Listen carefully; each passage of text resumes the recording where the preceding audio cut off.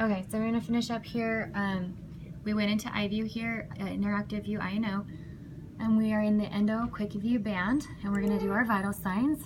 And if you double click to open this up, then you can quickly put these in. I didn't do temperature, so I'll tab. Their heart rate is 92 now. They're getting more nervous.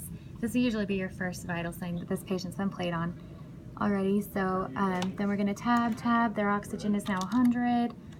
And we're gonna tab, I don't care where it is. Just worry about the things you worry about now. Well, actually I said they're getting more nervous, so let's make it 18. And then their blood pressure is 125 over 98 now. I don't care where it is. I don't care if it's manual or not. I didn't do their glucose because they're not diabetic. I'm gonna do their pain management. Well, actually, let's go in order. Oh yeah, that is in order. Okay, pain management is 0, and that's a 0. Their NAMDU here is still normal.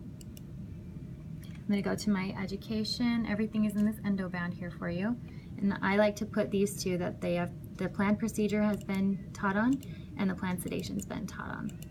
And then if you want to do more, you could do pain education, that you taught them about what pain they would have after the procedure. And then I just try and find, there's a billion here. I would just do like a general pain teaching, or there's like teaching on the assessment tool that we're using, like the 0 to 10 scale, or how to manage their pain later, stuff like that. So whatever you feel like you teach, if you want to do that. Then we go to their IV. Normally there won't be an IV here. There is, because this patient again has been played on already, but we're going to pretend like there isn't. So I'm going to go ahead and insert a peripheral hand IV, and it's going to be the right hand. And then I'm going to say it's a 22 gauge here. And then this is just weird. Don't write that. Don't try that. And then okay. And then I got to make sure that I do the activity on this. So I'm going to double click here, say that I inserted it. I'm going to double click that the patient was identified verbally and by their band.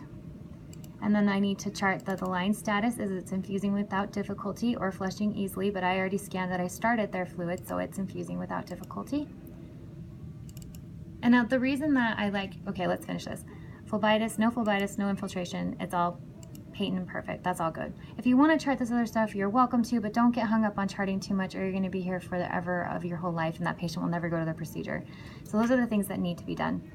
Now the reason that I start their IV fluid out here and say to scan their IV fluid here, get it hooked up, whether you actually run it or not, scan that you started it here, then don't scan it in the interop room in SA anesthesia, because if you do, you're going to have to chart how much they got during their procedure, and then the post-op nurse is going to have to try and find that, which is hard to find, and see how much you gave them, and then they're going to have to minus it from what elsewhere is left that they received in post-op. It's much easier if they start it in pre-op, finish it in post-op, and just account for the whole bag. It's much easier. If it turns out that you guys have to do this intra-op, you could write it on the form, the communication form that we're using. This is our handoff to each other, and you'll still be doing a verbal handoff from the intra-procedure nurse to the post-procedure nurse, but